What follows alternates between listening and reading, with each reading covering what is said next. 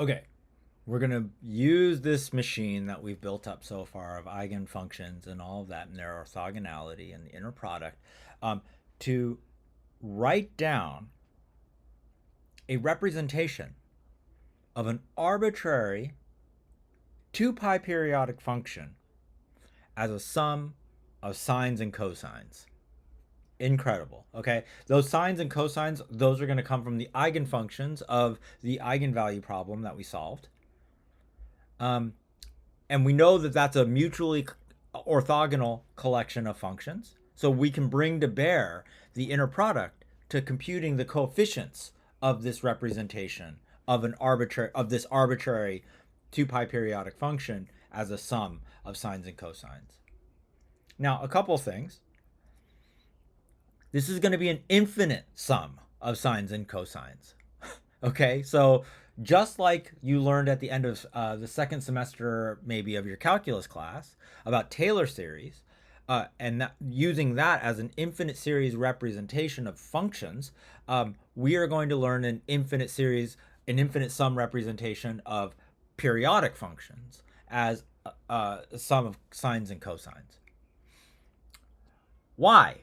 Well, because it's going to help us to solve some differential equations that we would not otherwise be able to solve. And it'll come in very clutch. But it's important for your life broadly because periodic phenomena appear all over the place. And having a new way of understanding them, which the Fourier series absolutely provides, is very, very crucial. All right? So this is, again, one of those topics that's not just important for this class, but for your life more broadly. Okay? So, Fourier series. Yeah. Oh, I'm sorry. Did I say it out loud? That infinite sum representation of a periodic function using sines and cosines, that's called the Fourier series of that function. So the starting ingredient here is f of t. This is going to be a 2 pi periodic function. Now, what does that mean? That means f of t of plus 2 pi is equal to f of t for all t. What this means is that you can kind of draw the graph of this function if you know it on an interval of length 2 pi. Just take that interval of length 2 pi, draw your mouse around it, control C it, that is copy it, and then control V it over and over and over again, every 2 pi units, both in the positive direction and in the negative direction. Okay? That's what periodicity means. It repeats. It repeats itself every 2 pi units. Okay? So, 2 pi periodic function, that's our starting point. And the Fourier series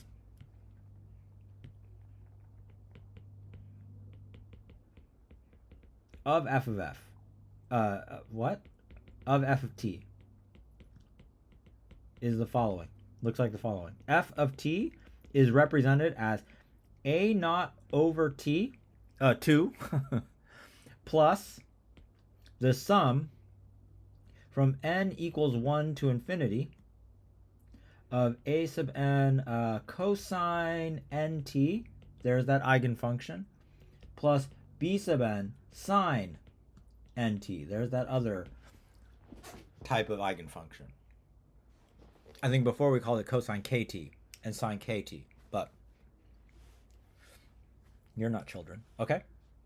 That's the Fourier series. Now, I'm begging the question in some sense of why or how we can represent this, because notice I am I'm saying f of t is equal to this when our starting point was f of t. Okay? But this is the idea, is that this grand infinite sum here is going to converge to this 2 pi periodic function. It's a beautiful thing. Okay? And what we want to talk about now is how we can compute these coefficients. I'll just say, all sufficiently nice 2 pi periodic functions have a Fourier series. Maybe I'll just write that down. Yeah. And this phrase is going to be doing quite a bit of work.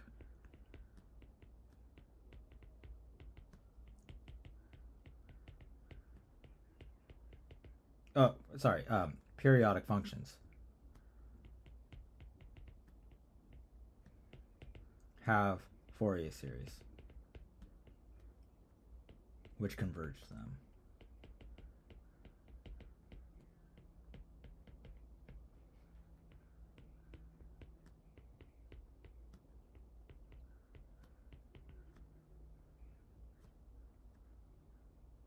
Which converge to it, except perhaps at some problem points,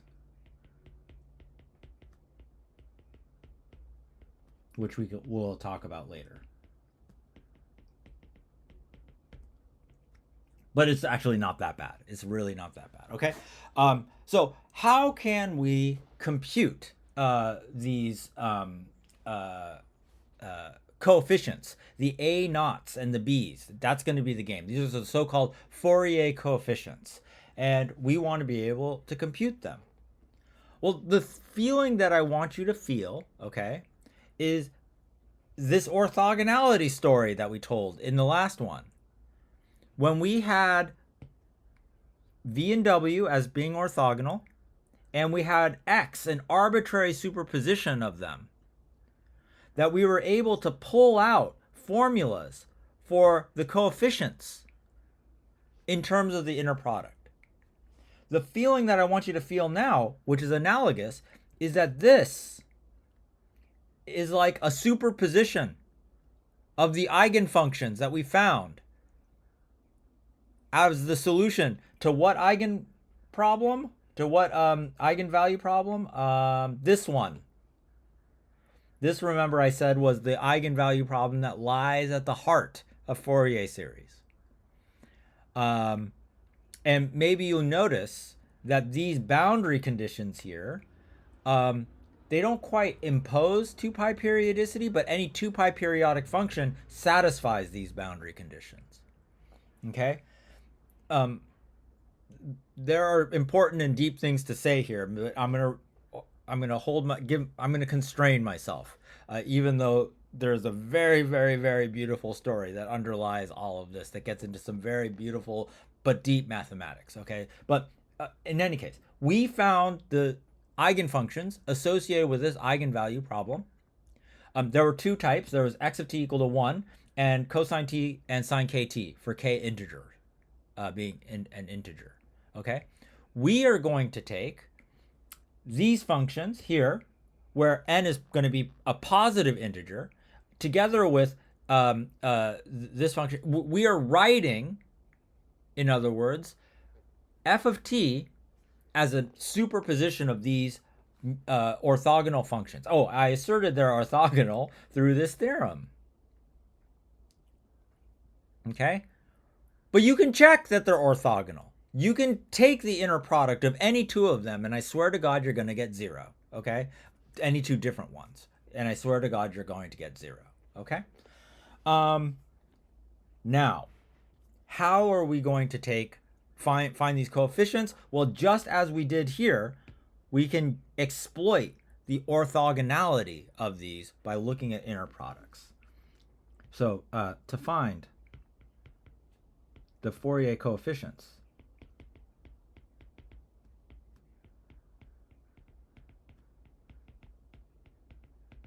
we take inner products. Inner products and orthogonality.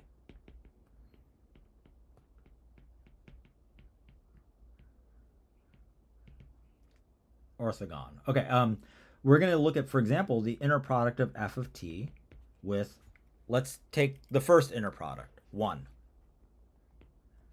The first eigenfunction that we learned about, which is 1 up there. Well, this is going to be, if you believe this whole mess up here, this whole mess, and maybe I can just duplicate it and make it small. That would be funny looking. Let me select it. This is dangerous business that I'm doing right here. Let me duplicate it and then make it really small. Okay, so there it is. Okay, and then I'm going to put this in brackets, just stop, in brackets like this. We're taking the inner product of all that purple stuff with 1. Yeah, and the point is that when we look at the inner product of 1 with all of these cosine bits and the sine bits, all that stuff is going to die. If we use bilinearity like an infinite number of times, okay, tons of this inner product are going to die. What's going to be left over is a naught over 2 comma 1. Okay, does that make sense? And we can write down what this is equal to. This is equal to, by definition of the inner product from, in this case, negative pi to pi of the first function times the second function times 1 dt. But this is equal to, because that's just a stupid constant, that integrand, right? It's just a constant. So we just multiply that by the length of the interval.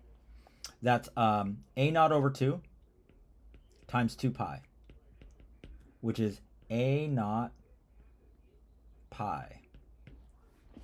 Meaning that a naught is equal to the inner product of f of t with 1 divided by pi.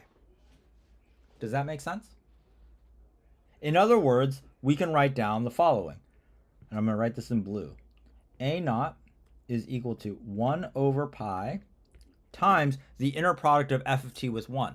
What's the inner product of f of t with 1? That's the integral from negative pi to pi of f of t times 1, I'm not going to bother to write that, dt. And we found our first Fourier coefficient. This is the easiest one. Okay? Great. We can play this game with the cosines now. So let's do f of t, inner product with cosine nt, where n is 1, 2, 3, 4, etc. Okay? Then it's going to look a lot like this. I'm going to lasso this and duplicate it and then move it to here. But crucially, it's different because I'm not taking the inner product with 1 any longer. I'm taking the inner product with cosine nt. Right? F of t is that purple stuff. Okay? And we're taking the inner product of that purple stuff with cosine nt. But again, notice by orthogonality, almost everything in that purple stuff will die under the inner product with cosine nt. The only thing that will survive is a sub n cosine nt. Please make sure you understand this.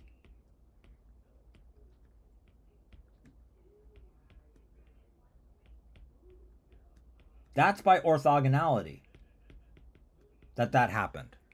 This is by orthogonality.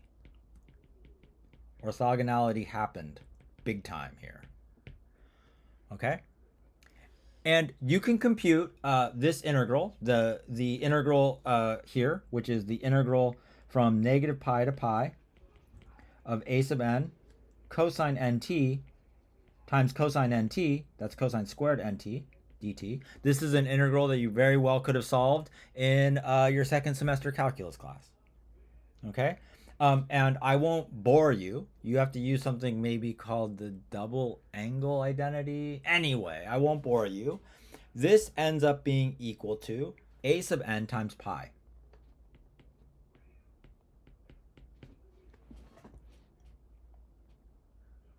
Meaning that we can compute a sub n by doing 1 over pi times, now we're going to write the formula for the inner product of f of t with cosine nt. That's the integral from negative pi to pi of f of t times cosine nt dt.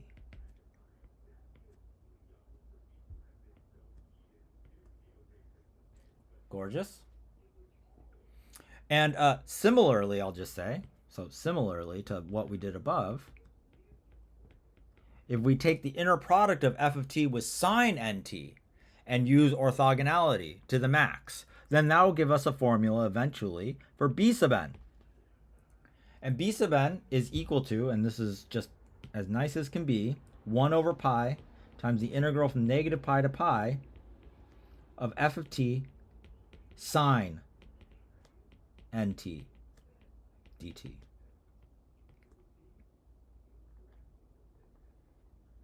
Okay? These formulas are the formulas that you are going to use to compute the Fourier coefficients of your Fourier series for a given f of t.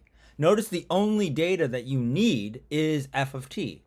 As soon as you know f of t, in principle, you can compute these Fourier coefficients and therefore compute the Fourier series. In the next one, let's actually compute a Fourier series, shall we? Okay, see you in the next one.